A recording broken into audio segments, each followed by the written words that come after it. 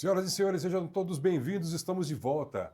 Terceira temporada do nosso podcast, Kimura, quem diria? Meu Deus. O Nerd Interior está de volta, terceira temporada, terceira casa diferente, né? Estamos sempre aí privilegiando os estúdios de Indaiatuba e região, afinal de contas, o que a gente gosta é de falar daquilo que a gente ama. E então, por isso, justamente por isso, estamos recebendo um convidado especialíssimo nesse primeiro episódio da nossa terceira temporada. E eu já aproveito para agradecer a presença dele, Frank Martin. Frank, muito obrigado pela sua presença. É um prazer. Muitíssimo obrigado mesmo. Preciso contar rapidinho, fiquei sabendo da sua presença aqui nos nossos arredores por meio do nosso amigo Marco Lesco. Sim, grande amigo. Grande amigo também, um baita de um colorista. O Marco falou, não, olha, o Frank inclusive veio na HQ Fest e eu não fiquei sabendo que o Frank tinha vindo na HQ Fest, mas ainda bem. Curtiu o evento? Sim, foi muito legal. Foi muita gente expondo. Fui apresentado a muitos trabalhos novos que eu nunca tinha visto, inclusive um rapaz que está fazendo, de fato, produzindo o gibi, tipo na 12ª edição, sozinho, que eu fiquei muito impressionado. É uma coisa muito difícil de fazer. Pois é. Muito legal. E o espaço que usaram esse ano também eu gostei mais. Gostei muito de participar dele, foi legal. O Shopping Jaraguá ali, ele é menorzinho, então ele teve ele abraçou o público, foi muito legal. Sim. Foi muito legal. Frank, antes da gente começar a falar do seu trabalho, do que você tem trabalhado atualmente, daquilo que você gostaria de trabalhar num futuro próximo, eu queria que você falasse um pouquinho sobre o seu início de carreira. Afinal de contas, tem muita gente assistindo e a gente vai falar aqui rapidinho, vou ler rapidinho a sua biografia aqui antes de você começar, mas eu queria que você falasse pra gente como é que foi o início de carreira. Mas antes, vamos lá. Frank Martin é colorista desde 1999, artista de capa desde 2005, indicado ao Prêmio Eisner em 2014 por seu trabalho como colorista em East of West. Trabalhou em muitas editoras internacionais como Marvel, DC, Image, Dark Horse, Skybound, entre outras. Entre as séries em que trabalhou nos últimos 20 anos, destacam-se Infinity, East of West, Infinity Wars, Absolute Carnage, King in Black e Night Terrors. Atualmente, trabalha em séries para DC, Marvel e Image. Cara, como você dá conta de tudo isso? DC, Marvel e Image. Como que é isso, cara? Pois é, eu passei muitos anos trabalhando exclusivamente para Marvel, entre 2009 e 2018 eu trabalhei exclusivamente para Marvel, com exceção do East of West. De lá para cá eu tenho passeado um pouquinho mais. Como eu dou conta, acho que vira hábito. É uma carreira que de fato requer muita dedicação e eu meio que tenho por garantido que esse é o caso. Eu não penso no assunto. Como eu dou conta, acho que não é diferente de nenhum outro trabalho. Tá certo. Bem, me corrija se eu estiver errado. Você começou lá em 1998, na editora Scala, Sim. sendo seu primeiro editor, Franco de Rosa. Sim, foi o Franco de Rosa. Esse cara que não tem nem comentário sobre o trabalho dele. Sim, ele estava aqui em Itu semana passada, Isso, retrasado. esteve no dia 15. Eu tentei, fiz o que pude para ir visitar, mas não consegui. Sim, eu comecei desenhando para o Franco, desenhava, escrevia, fazia arte final, letreirava, tudo. E trabalhei com ele por 2 anos. Aí eu fui apresentado pelo Edu Francisco para um agente. Para esse agente eu apresentei meu trabalho como desenhista, finalista e colorista. Na época, a gente está falando de 2002, a grande maior parte das pessoas nem sabia o que era um Photoshop. Então, eu fui muito mais selecionado para fazer cores porque eu sabia usar o software do que porque eu sabia fazer cores. Eu certamente não tinha a menor ideia do que eu estava fazendo, mas fui selecionado por isso. E quando vi já estava lá e fui aprendendo e fui tocando e assim estou até agora. Até hoje você é apontado como um dos pioneiros aí na arte digital. Sim. Eu não sou da primeira leva, a primeira leva foi entre 95 e 98. Eu sou da segunda leva. A primeira leva já era o Photoshop? Sim, já teve o pessoal que começou com a Image, né? O pessoal que explodiu com a Image já estava usando, já estava trabalhando desse jeito. Photoshop de Indaiatuba, Eu sou da segunda leva de coloristas. não tenho o privilégio de dizer que sou da primeira, mas já faz um tempinho, já faz um tempinho. Bacana. Morou em Pederneiras, cara, é verdade isso? Sim, morei em Pederneiras por um bom tempo. Que Meu legal. amigo Adriano Lucas também, colorista, excepcional. Trabalha no Nightwing, explodiu, ganhou Eisner, fantástico, excelente pessoa também. Morei lá há bastante tempo. Ah, e agora estou por aqui. Que legal. Eu tenho raízes em Pederneiras. Meu Verdade! padrinho meu tio, também padrinho, é de lá. E ele fala de Pederneiras com um sorriso no rosto, assim. Por isso, quando eu li, eu falei, não creio. Isso é uma coisa rara, porque é uma É cidade desse verdade. tamaniquinho, Desse assim. pequeno, E realmente, quanto tempo você exato. está aqui? Eu estou aqui desde o fim da pandemia, 3 anos e 2 meses, Você veio na talvez. onda da pandemia aqui, que Indaiatuba inchou? Eu vim a convite do Marco, inclusive. Eu sofri uma perda muito grande, minha noiva faleceu durante a pandemia, e eu fiquei sozinho por lá e precisava mudar de ambiente, e vim para cá a convite do Marco, e cá estou desde então. Muito feliz, inclusive, é uma cidade fantástica. É certamente a melhor cidade que eu já morei. Muito segura, muito tranquila, muito limpa, gosto muito daqui. Legal. Vamos tentar resumir um pouquinho esses 25 anos de carreira aí.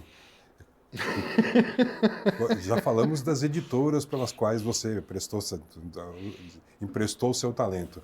Mas eu queria que você falasse de alguns títulos que a gente conhece ou que já leu e aprecia, alguns títulos que você trabalhou e que você guarda com carinho na memória. Assim. Eu creio que sejam muitos, mas eu gostaria que você fizesse aí uma...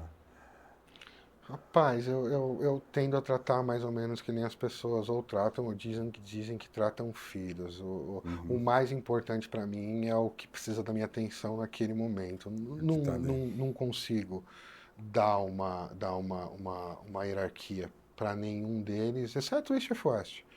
O East of West eu dou uma hierarquia porque eu tive muita liberdade lá. Foi a primeira vez que eu encontrei tanta liberdade. Ah, mas, exceto por esse, não acho que eu consigo. O mais importante é, de fato, o que eu tô focado O que está agora. vindo. Sim, é o que precisa da minha atenção agora. Bacana. Bem, vamos entrar nesse assunto já então que o Murante estava aqui conversando, né? E eu acho que esse é o grande acontecimento do quadrinho, se não desse ano, da última década talvez, porque a gente tem visto muitos debates sobre o que vem por aí, não apenas porque é uma nova versão, mas é uma reformulação assim, eu não diria nem reformulação, né, Frank? Seria assim, uma nova maneira de enxergar.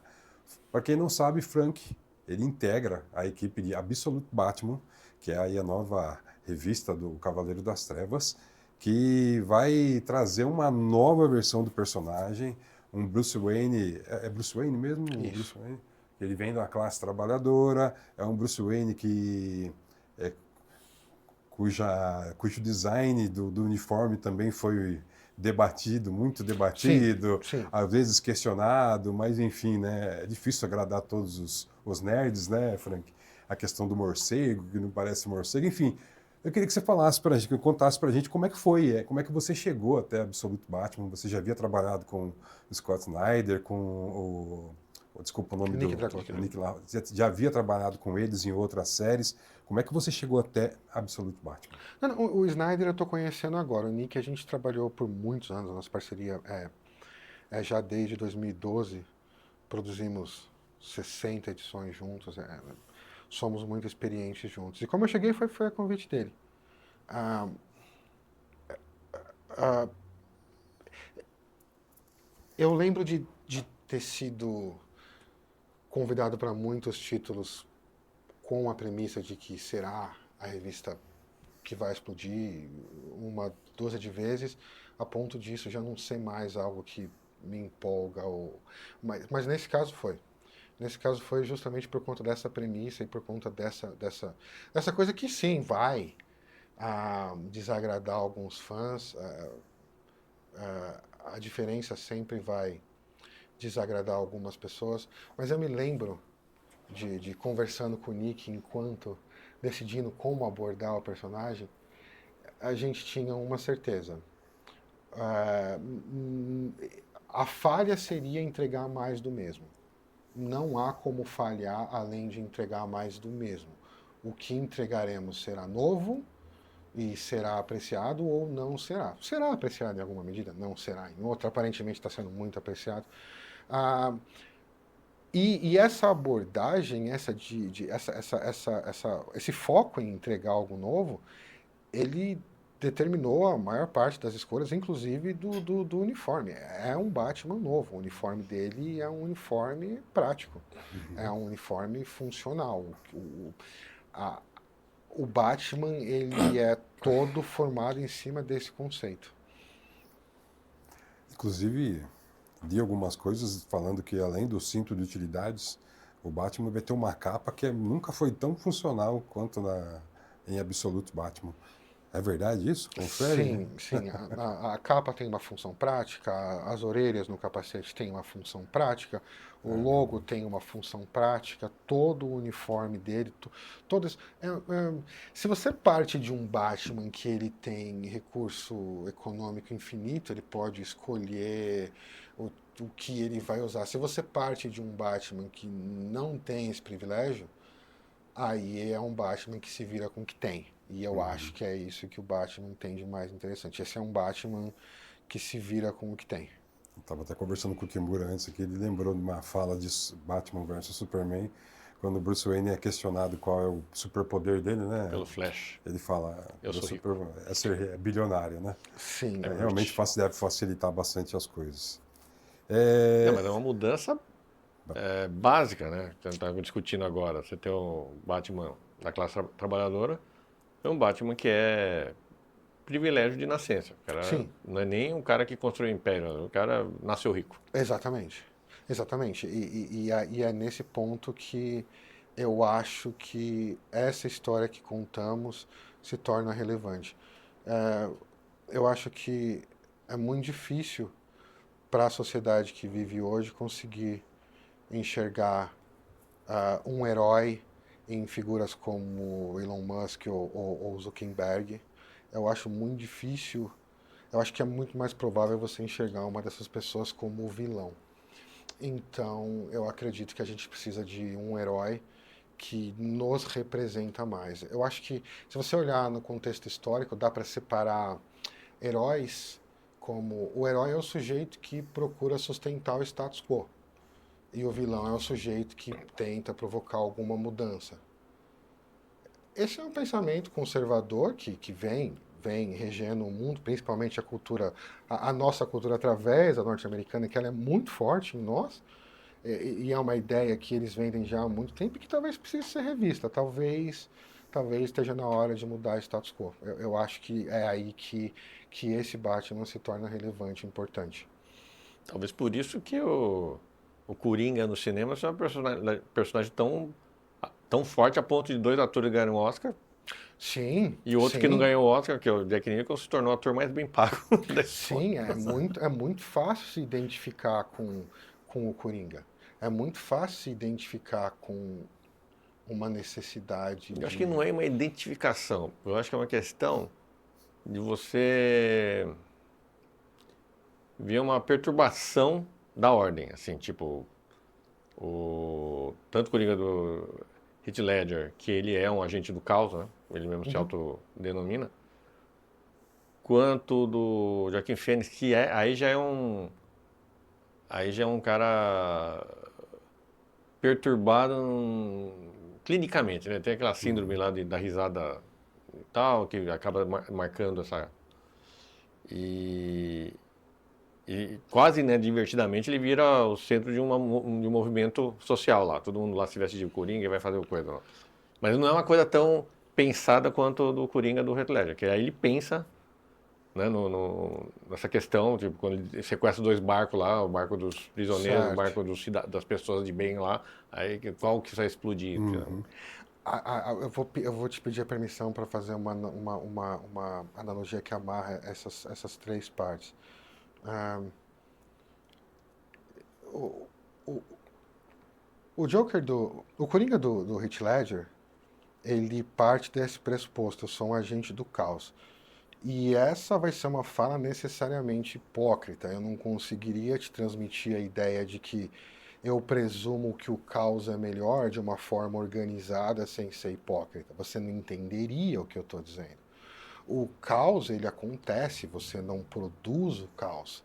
Se você se faz um agente do caos, então, necessariamente, o que na verdade você está fazendo é se tornando um agente de um certo outro tipo de organização que pode até ser mais conveniente para os seus interesses, mas que não podemos chamar de caos. Se ele é gerado por um agente, o caos ele é randômico. E aí a gente fala sobre o outro Joker, esse outro do Joaquin Phoenix, que eu acho que todo mundo nota, na verdade, aquele filme é essencialmente um remake do Rei da Comédia. E aquele sujeito, o que me parece que falta nele é só empatia, é só empatia. O único problema mental que ele de fato tem é empatia, porque eu insisto na questão de é muito fácil identificar com o Joker. Eu me identifico com ele frequentemente. E eu sei que eu sou a piada na enorme maior parte do tempo, como ele sabe que ele é a piada na maior parte do tempo. E aí eu vou amarrar essa coisa toda com a história dos dois barcos. O que falta pro Coringa, tanto o do Joaquin Phoenix quanto o do Heath Ledger, parece ser um tipo de ingenuidade que ele tem de não notar que está todo mundo no mesmo barco, ele incluso. Estamos todos no mesmo barco. Aí eu vejo duas questões. Tem a questão do ator construindo o personagem e o roteiro que lhe é oferecido. O roteiro do Nolan Nolan tem uma tendência a ser cartesiano, por mais que pareça coisa ali. Sim. Então tem aquela coisa, né? Enfim, pode ser um mérito, mas muitas vezes é um problema nos filmes dele. E no caso do... Como é que é o nome do diretor mesmo, do Coringa? Enfim. Rapaz, eu esqueci o nome. Enfim, ele já tem, como você disse, eu não diria que é um remake do Rei da Comédia, mas é uma gigantesca homenagem a Martin Scorsese, assim, com citações de vários, Taxi Driver e tal. E, enfim, aí também tem aquela questão caiu num ator que já estava pedindo o Oscar faz tempo, né? O Joaquin Phoenix é um dos melhores atores da geração dele. Ele é um excelente ator. E um personagem caiu no colo dele, tal, uma coisa inesperada para a própria Warner, um filme relativamente barato, dá $1 bilhão, o negócio é o sonho, né, de todo executivo de cinema. E o filme que vai estrear agora, essa semana, é assim, cara, é um caminhão de dinheiro, os caras vão fazer o filme. Do ponto de vista prático, é muito difícil negar o mérito e a razão desses filmes, eu entendo perfeitamente. O que eu me interesso, no entanto, é muito menos o porquê da existência do filme do que o porquê da existência do personagem. Eu entendo que uma série de circunstâncias levou a coisa a desenvolver da forma como ela foi desenvolvida, e o que me sobra, da minha perspectiva de espectador, é observar como tem sido visto, como tem sido percebido esse Coringa e aquele Coringa, independente da razão de ser dele, o que ele é. E eu fico com essa síntese. Eu acho que o Coringa é um sujeito que ele é muito mais fácil para o espectador. Isso eu estou falando democraticamente, para a maioria. É muito mais fácil para o sujeito que está assistindo o filme se identificar com ele do que com o Bruce Wayne. É muito difícil identificar com o Bruce Wayne. Eu acho curioso, dentro da trajetória do Batman nos quadrinhos, Batman começa com uma inspiração, obviamente, no Sombra, né, das revistas Pulp, um vingador mascarado que no começo ele não tinha essa limitação de matar ou não, ele atirava, enfim. E aí quando eles vão, ele é um sucesso, aí quando vão, como é que fala? Torná-lo mais simpático para as crianças, quando criam o Robin, né, que é o sidekick dele lá, é justamente quando aparece o Coringa também. Eu não sabia disso, é interessante. É 1940. Aparece talvez, não sei se na mesma edição, mas é muito perto, o Robin e o Coringa. E aí ele é o palhaço do crime. Ele não é exatamente a figura que se tornou, mas ao longo da história do Batman, ele vai virando o psicopata que... Aquela coisa, qual a vantagem do Batman em relação à maioria dos outros super-heróis? é a galeria de vilões dele. Sem O dúvida. Coringa não é o sem único. dúvida, Pô, ele tem o Pinguim, que é o Mulher Gato, que é aquela... Sim, sem dúvida. Mas o Coringa é aquele que por diversas vezes fala-se que não existiria Batman se não fosse Coringa e vice-versa. Não, na verdade não. Na verdade, no próprio Cavaleiro das Trevas, quando tem um psiquiatra picareta lá, começa a falar e... Na verdade, ele fala isso. O Coringa é consequência do Batman. Uhum. Acho que quem abordou interessante, de um jeito interessante essa questão do causa e efeito de super-heróis foi no Incríveis 1. Aquele vilão certamente Sim. é consequência de ter visto um Aliás, poder que para ele é Incríveis 1 é inalcançável. sensacional. E aquela frase que ele diz, se todo mundo especial, então ninguém é isso. Pois Não, é. Incríveis eu acho, é um Eu filme acho que tem uma reflexão. Veja, Porque aí é uma outra coisa, que é a questão do superpoder, que é uma coisa que vai fora da questão... seja superpoder, seja um poder conquistado economicamente, seja um poder conquistado esteticamente, seja qualquer forma de poder. A questão aí vai ser a seguinte: você vai gerar, necessariamente no mundo, você vai gerar pelo menos duas coisas. Você vai gerar sonho e você vai gerar inveja. É difícil escapar disso. Então, eu vou dizer que a existência do Batman da perspectiva negativa gerou o Coringa, e da perspectiva positiva gerou o Robin. E aí o Coringa gerou um outro herói, que gerou um outro vilão, é causa e consequência. E aí a gente vai ficar brigando numa coisa que já está sendo estudada desde 1900, que é uma coisa muito mais simples, que é... toda a ação, inclusive no nível psíquico, ela tem uma reação que é igual e contrária. Ou você passa... Vou colocar do jeito mais simples. É preferível contar uma história sobre um sujeito que se veste de morcego e sai dando soco na rua, ou sobre um que não? A história vai criar sonhos. Ela pode ter consequências negativas, mas ela vai criar sonhos. E sonhos é o que vão mover o mundo. E eu digo que sonhos é o que vão mover o mundo baseado no seguinte: se você procurar um link do que evolui o mundo, você vê da perspectiva científica, você vai notar que quase todo desenvolvimento científico, ele ou é acidental, ou ele nem era para ter sido um. O que move o mundo é mágica. Não, por exemplo, você pega o Big Bang Theory, que é uma coisa, retrata uma coisa que é verdade. Boa parte dos cientistas são fãs de cultura pop, sim. Star Trek. Sim. Não é como eu sento e eu penso, nossa, eu vou inventar tal coisa. Não, eu tenho a inspiração de um sonho que é provocado por um gibi, que é provocado por um filme, que é provocado por um sujeito vestido de Batman correndo no meio da rua. E aí esse sonho me leva para minha função, na minha vida, e é isso que vai de fato mover o mundo. Então, eu acho muito pobre dizer que sem o Batman não tem o Coringa, ou que sem o Coringa não tem o Batman. Porque se a gente tira isso, a gente está gerando uma sociedade de santos e monges que pode até ser harmônica, mas vai matar todo mundo de tédio. Assim, considerando assim, que são personagens fictícios, vamos dizer assim, hoje em dia a gente vive um momento, a gente está falando de momentos, né? Uhum. O momento atual é de uma polarização, assim, tipo, voltando ao sempre do bandido bom é o bandido morto. Que é um treco, né? Não leva em consideração uma série de fatores. Não estou falando que passa a mão na cabeça, mas a verdade é essa. Estou querendo... E o super-herói, levado em última instância, é um vigilante justiceiro. Já aconteceu até em outros momentos, por exemplo,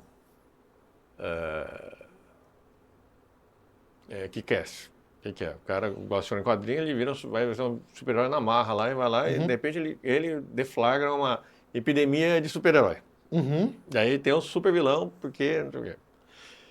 Que é a parte, né, o filme em si, que é engraçadinho e tal, mas não deixa de ser um ponto de partida interessante. Eu acho um exemplo fantástico, porque é um herói provocado absolutamente pela vontade. É um herói que o Schopenhauer ele diria: nesse eu ponho o meu selo de qualidade. E sim, ele vai O gerar. superpoder dele é a capacidade de apanhar. É vontade. Eu quero ser um super-herói. Eu tenho sonho. Você estava dizendo sobre a questão da polarização e de como é difícil lidar com essa questão do, por exemplo, o bandido bom é o bandido morto. E aí você vai precisar inclusive é uma ferramenta que foi inventada para isso. Você vai precisar de uma hermenêutica nova que permite ao sujeito que se diz bom também defender o ponto de vista de que o sujeito bom é o que o bandido bom é o bandido morto, mas que é uma ética que ele diz que aprendeu do Jesus Cristo, que se você lê o que ele dizia, não é sustentável. Então você precisa de uma hermenêutica nova, que seria a mesma coisa que eu estou dizendo sobre esse Batman. O Batman bilionário não funciona como um herói hoje. O Jesus Cristo, defensor dessa parte conservadora do mundo, que pensa que o bandido bom é o bandido morto, também não sustenta mais. A questão é, eu faço gibi, eu posso mudar o Batman. Mudar o texto sagrado é uma hermenêutica que leva alguns milhares de anos a mais. Não é à toa que eles chamam de aquela linha oficial de cânone, né? Pois é. Pois é, mas é justamente o que eu estava dizendo. Existe a hermenêutica com função de dar um jeito de pegar o texto que ele claramente está ultrapassado há não 2, como as pessoas pensam, mas 6.000 anos, e continuar atualizando ele. Essa atualização, ela ocorre. Ela pode ocorrer muito mais lentamente. Eles não podem contratar o Dragota e o Snyder para escrever uma Bíblia nova.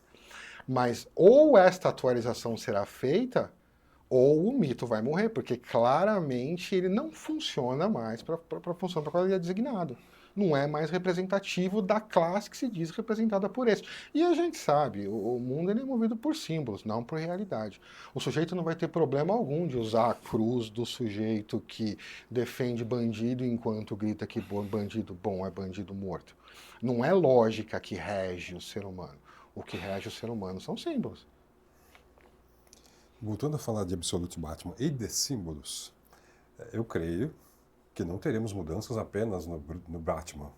Devemos ter ali no seu nessa galeria de vilões, nos seus personagens de apoio. Em princípio, na Santíssima Trindade, né? Sim. O que você pode adiantar pra gente aqui, que não estrague a surpresa, não seja spoiler, mas assim, nós tomaremos um susto a cada página virada? Ou manteremos um sorriso no rosto? Ou o que pode esperar desde aquele que é fã do Batman há décadas, daquele que acabou de conhecer o Batman? Porque a gente teve muito, né, até por conta do advento dos filmes de heróis. Inclusive a Veja fez uma matéria muito interessante falando que muita gente que lia o quadrinho, logicamente, foi ver os filmes, e muita gente viu os filmes e depois foi ler os quadrinhos porque se interessou por isso. Então nós temos hoje essas duas vertentes de leitores. O que pode se esperar de Absolute Batman? O que você pode adiantar sem estragar toda a surpresa e sem dar spoiler? Houve muito cuidado todo o tempo com o leitor que vem acompanhando a gente esse tempo todo. Não é um novo Batman, não temos a intenção de romper com o leitor que acompanhou esse tempo todo. Então está tudo sendo feito com muito cuidado, com muito carinho. A gente está tentando homenagear muito quem veio antes. O que eu posso adiantar sobre... absolutamente nada. Eu posso adiantar nada porque enquanto eu vi as páginas a primeira vez, eu falei, uau, sério que vai ser desse jeito? É sério? Eu não estava acreditando na coragem dos meus colegas e eu quero que o leitor tenha essa mesma impressão. Então, o que eu vou adiantar? Absolutamente nada. Melhor, né? Eu recebi aqui, tem um grande amigo nosso, Israel Oliveira, um dos melhores artistas de storyboard aqui do Brasil. E ele, conversando com ele, falou, olha, vou conversar com o Frank, preciso fazer algumas perguntas para ele. E ele me mandou algumas perguntas mais técnicas que eu gostaria que você, né? Primeira pergunta. Possível. Como é uma reunião de briefing para o colorista de história em quadrinhos?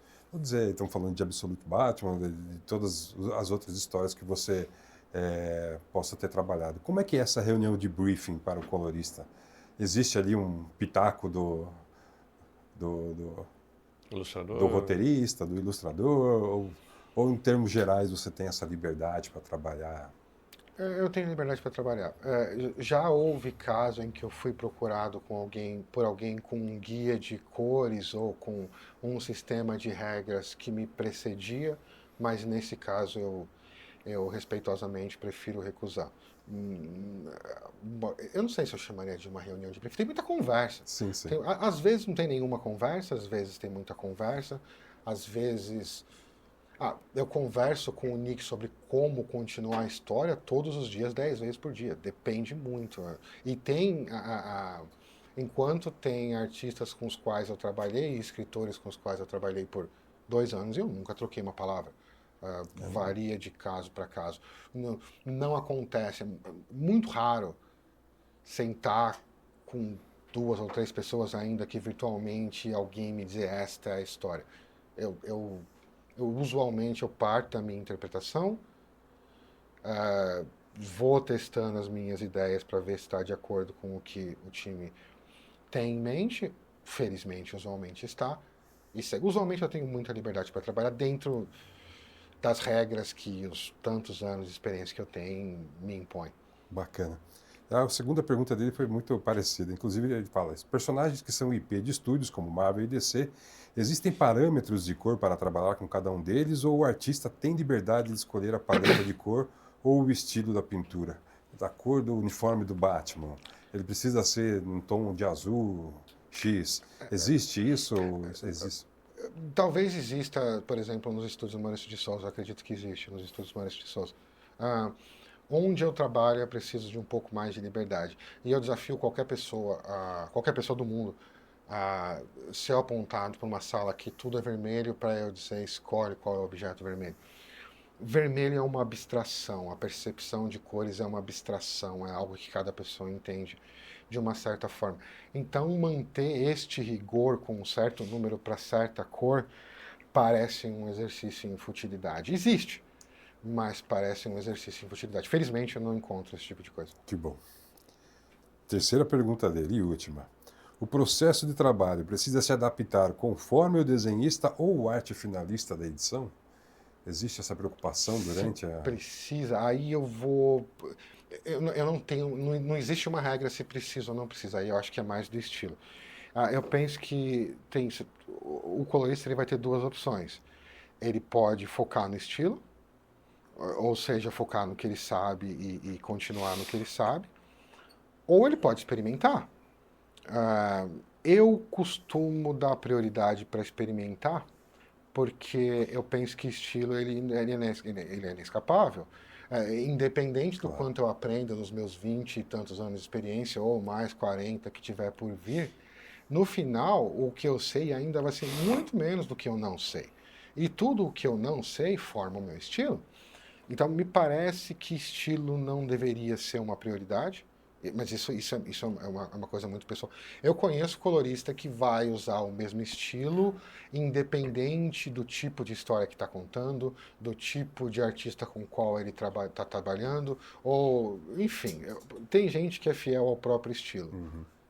Eu experimento. Eu mesmo que seja trabalhando em 2 títulos seguidos com o mesmo time, muito provavelmente a segunda revista não vai ser como a primeira, porque eu experimento, eu não pretendo parar de experimentar nunca. Você faz muito isso em East of West. Sim, constantemente. Muito visível, assim. Sim. Claro, eu não li o arco inteiro, porque aqui no Brasil não tivemos essa oportunidade, mas é muito visível, né? Que cada história, dependendo também do personagem que é foco naquele determinado momento, existe uma escolha por uma, vou dizer, eu sou leigo, mas uma determinada paleta de cores. Então, assim, isso é muito claro no seu trabalho e é muito legal isso. Sim, eu acho que acrescenta bastante. Eu acho que eu acho que o exemplo melhor que eu tenho sobre isso é com o Deodato, porque eu trabalhei com o Deodato, assim, quase tudo que ele fez por 15 anos, talvez mais que isso. Eu não sei quantos, foram muitos anos. E você não vai encontrar duas séries que fizemos que uma parece com a outra. Eu não quero que o leitor pense que ele está lendo a mesma história de novo. Eu quero que ele tenha uma história nova. Então, eu vou me adaptar. E como atrapalhar isso em Absolute Batman? Porque o personagem é um personagem sombrio, dark, noir, aquela história toda. Como que se trabalha isso numa série como essa? O meu processo, ele é, eu admito, cartesiano. Eu tenho certas âncoras das quais eu não escapo de forma alguma. A principal delas é o que é canônico da DC. Então, eu não tenho como escapar disso. Sobre o resto todo, eu tenho bastante liberdade. E as escolhas que a gente tem feito têm sido para privilegiar a contagem de história mesmo. No que isso implica no trabalho em si,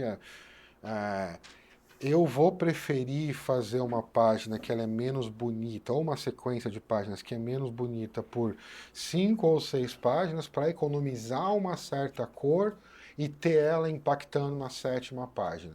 Isso é como eu privilegio o contar da história, ainda que no preço o preço que isso cobra vai ser as páginas anteriores são um pouquinho mais bonitas. É economia. Entendi.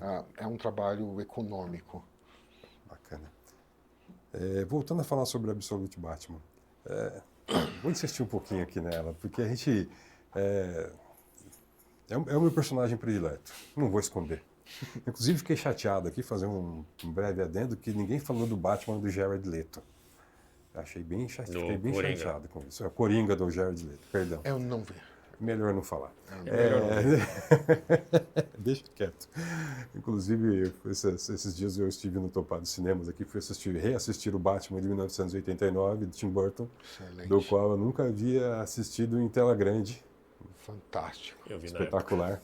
E em conversa com nosso amigo Diego, lá, responsável pela toda a exibição, ele falou, olha, eu saí de lá maravilhado de novo com o Jack Nicholson. Eu falei, olha, você quer ficar famoso? Faz o Coringa. Ele falou, você esqueceu do Jared Leto? Eu falei, é verdade.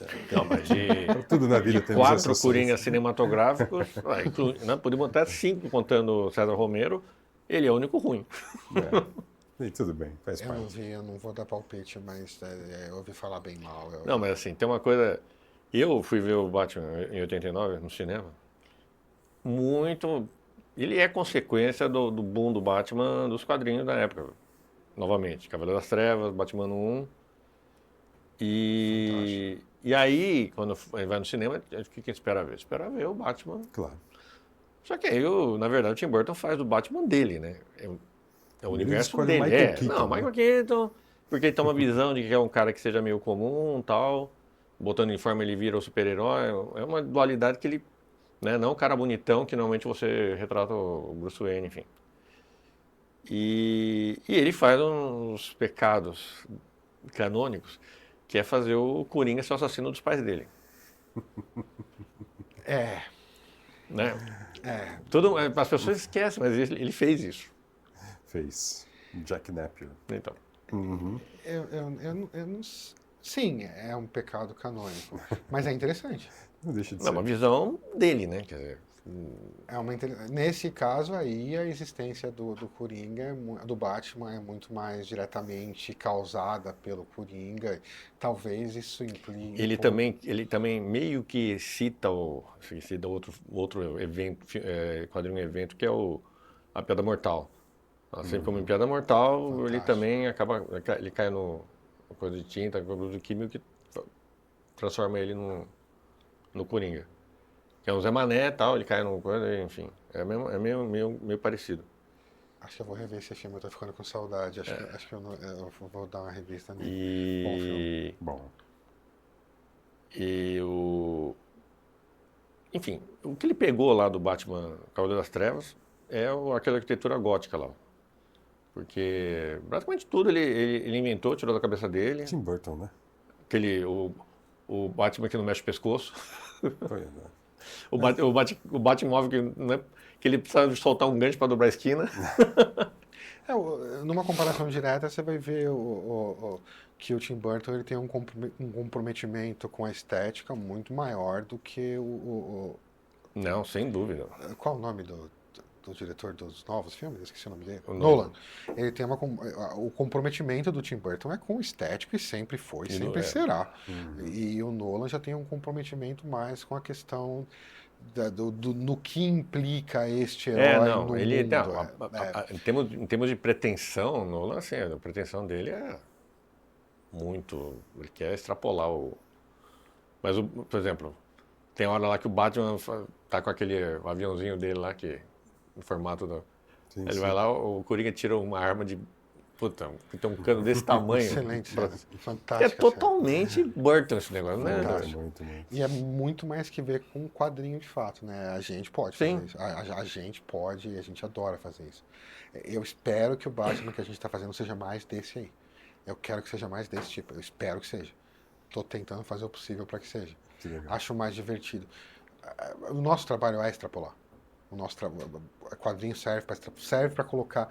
Nessa mídia cabe o que não cabe nem em Hollywood. Então o nosso trabalho é fazer isso, é ir mais longe. Eu espero que a gente esteja indo nesse caminho.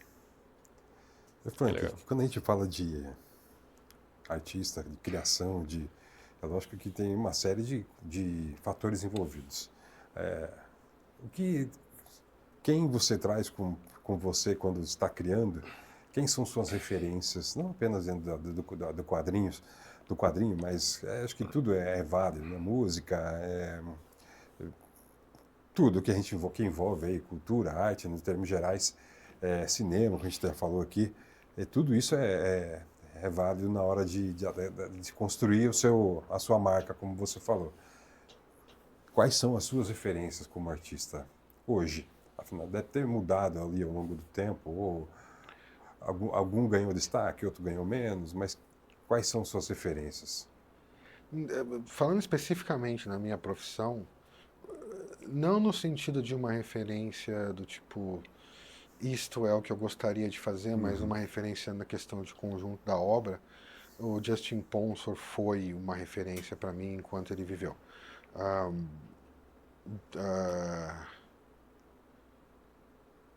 Jim White, sem dúvida, uma referência muito forte, até hoje. Mas aí eu estou citando mais porque eu não quero fugir da sua pergunta do que porque eu consigo, de fato, responder essa pergunta. Eu não consigo fazer o caminho daqui para casa sem deixar esse trajeto me influenciar no jeito que eu vou produzir. Eu sempre vejo essa pergunta sendo feita e eu sempre vejo as pessoas respondendo ela. Mas eu não consigo ver uma ligação entre a resposta e a pergunta. Parece que é mais uma oportunidade para você homenagear algumas pessoas. É assim que eu estou usando. Eu estou homenageando 2 colegas que eu acho que são fenomenais. Mas a nossa conversa antes disso aqui, você falou que você descobriu que queria trabalhar com quadrinhos depois de ler Born Again. Ah, sem dúvida. Se eu tivesse a oportunidade de colorir o Mazzucchelli, você ia me ver com um sorriso maior que o do Coringa. Ele é fantástico, ele é um gênio. Nesses termos de com quem eu trabalhei, que acho que Lee Weeks, eu adoraria voltar a trabalhar com Lee Weeks, ele é fantástico, mas eu acho que é só. Eu trabalhei com todo mundo, tipo, não com todo mundo, mas com praticamente todo mundo. Eu não tenho muito mais vontades nessa área. Eu gostaria de continuar trabalhando com o Nick Dragota pelo resto da minha vida. A gente é o tipo de time que é difícil de encaixar, um encaixe muito bom. Eu gostaria de recolorir o Arma X. Eu acho o Barry Windsor Smith fantástico e o trabalho de cor naquele gibi é horrível. Eu gostaria de refazer. Acho que é só. Aí eu consigo responder a pergunta. Eu gostaria muito. É interessante porque a colorização do Batman 1, na verdade, a despeito de toda a limitação técnica, ela é muito, muito boa. É um trabalho muito bom. Eu gostaria, mas eu faria com certo medo. Gostaria. Sem dúvida. Bacana. Algum personagem que ainda falta para você trabalhar, assim, que você gostaria de, em algum momento da sua carreira? Não. Se você fala em termos de Marvel, eu te desafio a falar o nome de um personagem com o qual eu não trabalhei. Em termos de DC, menos. Tem bastante com os quais eu não trabalhei. Mas eu trabalhei bastante com Batman, bastante com Superman, pouco com a Mulher Maravilha. Nada, eu Não acho tem que. nenhuma. Não, Demolidor já trabalhou? sim, é o meu, é o meu super-herói predileto, por causa do Born Again. Trabalhei com ele pouco, mas já trabalhei com ele. Com Adam Kubert, inclusive, eu fiz uma revista no passado do Demolidor. Pouco, eu tenho pouca experiência nessa parte da Marvel, mas trabalhei com o Demolidor, felizmente. Foi uma vontade por muito tempo. Sim. O cara só trabalha com tudo só. Tá bom. Eu não vou afirmar que da Marvel eu trabalhei com todos, Foram quase, tá? mas eu desafio alguém a dizer um com o qual eu não trabalhei, porque Que eles não são tenha passado muito poucos mesmo. E eu vim desde o comecinho, né? Em 2005, eu comecei a trabalhar com Thunderbolts, e lá são aqueles heróis, aqueles mais de classe C. Uhum. E aí eu fui para a parte dos heróis de rua, Luke Cage, Iron Fist, esse pessoal todo.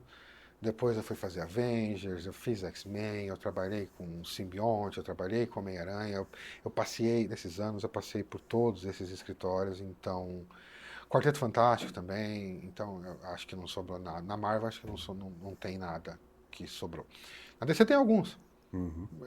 Hoje me instiga muito mais saber sobre o que é o projeto do que o personagem em si. Eu vejo muita importância do símbolo, que é um Batman, um Superman, mas eu pretendo, eu vou me sentir empolgado se eu encontrar na história que está sendo contada um conteúdo que eu pense ser relevante para o leitor hoje.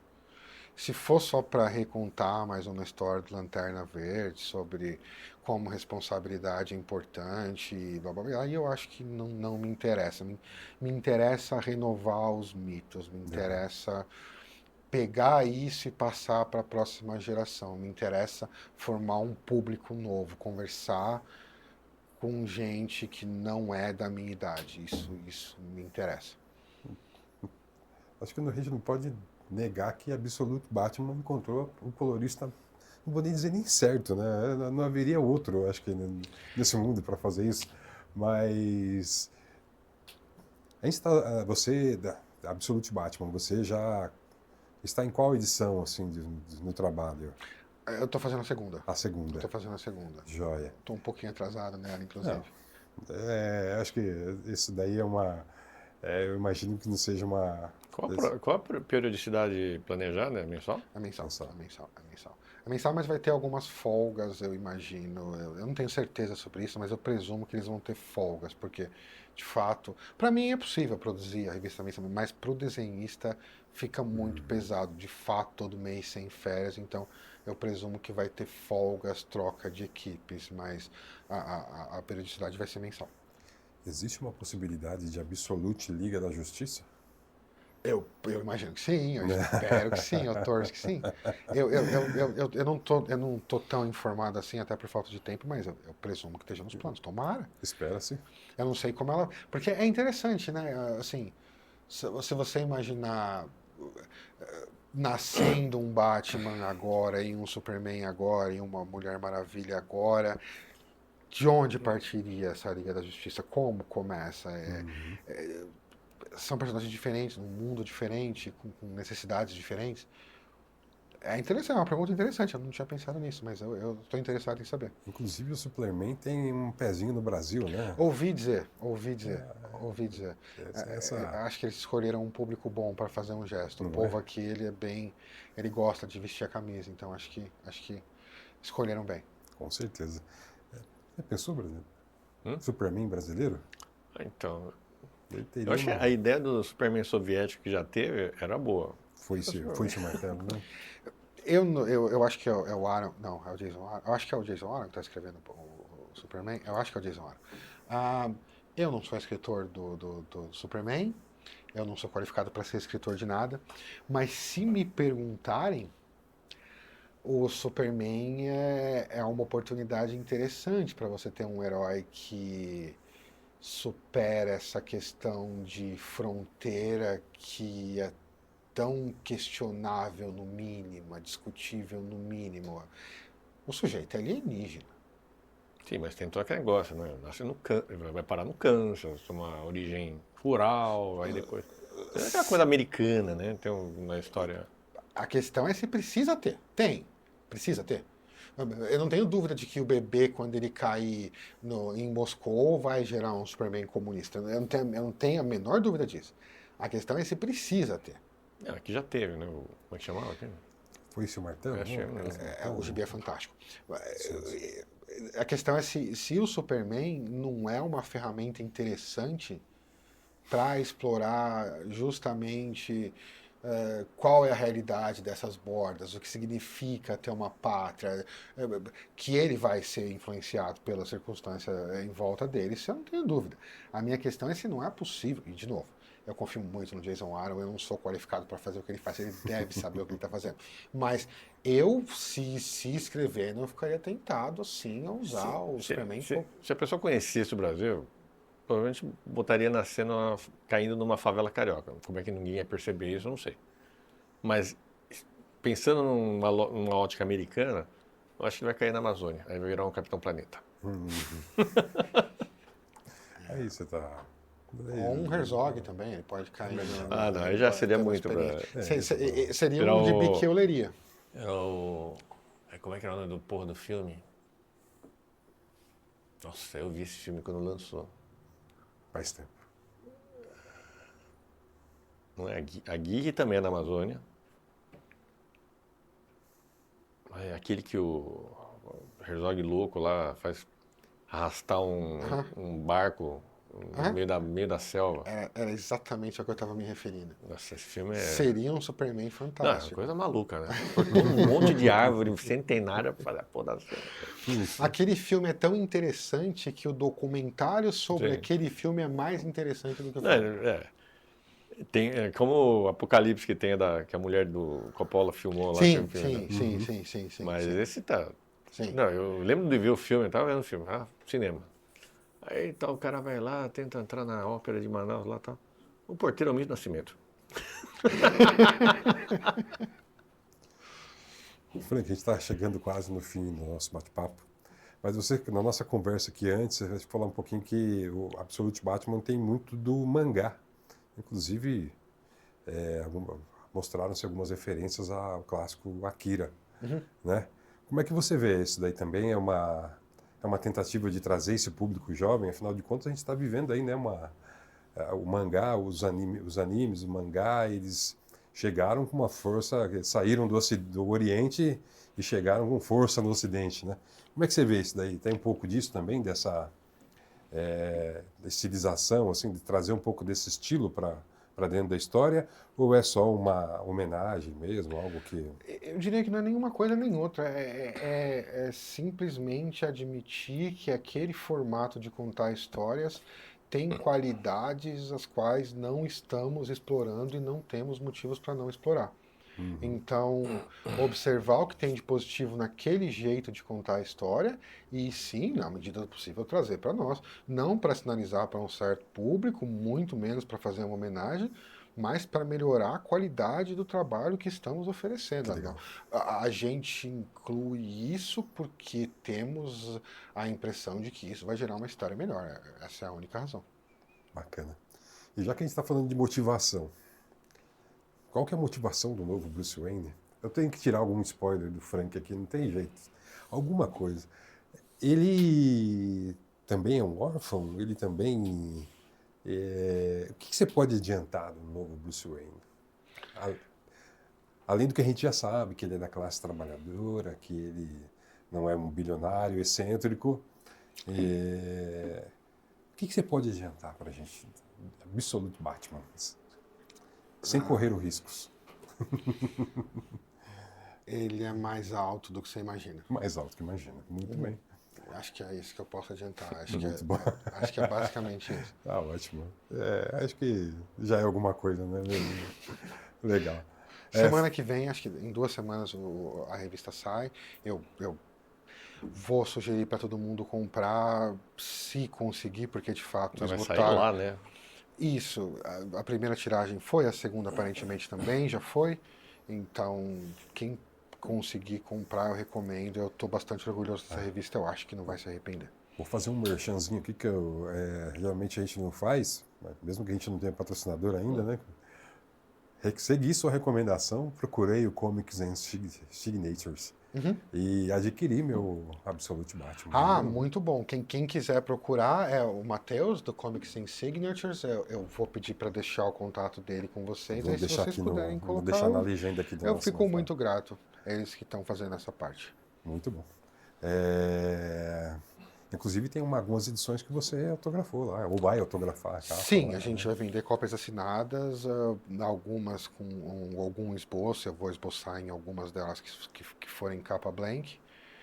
Entregar um serviço direitinho. Acho que quem comprar vai gostar. Que legal. Mais uma vez, agradecer sua presença. Prazer. Muito obrigado mesmo. Eu espero que essa não seja a última vez que você esteja conosco. Eu também espero que não. Foi um papo muito divertido. Eu espero que a gente possa... Às vezes você sabe, mas nós temos um grupo no WhatsApp que inclusive se reúne periodicamente, ou se reunia, né? Porque ultimamente está incluindo o nosso amigo Marco Lesco, de quadrinistas e apaixonados pelos quadrinhos aqui em Indaiatuba. Temos os nossos hambúrgueres, que eram mensais, agora já estão há 2, 3 meses atrasados, mas sinta-se convidado já a participar. Vai ser um prazer participar. Tem muita gente boa lá, Marco, Leopoldo, Anjo, o próprio Israel aqui que mandou as perguntas, tem muita gente legal lá. Eu tenho certeza que sim. Mais uma vez, obrigado. Obrigado você que nos assistiu aí. Esse é o primeiro episódio da 3ª temporada, Season 3, Episódio 1. Tá chique, né? Bate a claquete aí. Voltamos daqui 2 semanas com mais um convidado muito bacana. A gente tá tentando fazer semanal, né, Kimono? Estamos tentando, gente. Calma, se você tá assistindo aí, nos ajude, tá? Patrocina aí, vou deixar os nossos contatos aí também para você dar aquela força para o nosso podcast. Obrigado, então. Até a próxima. E lembre-se, todas as informações que você precisa sobre o universo nerd, a cultura geek, está lá em nerdinterior.com.br. Obrigado e até a próxima.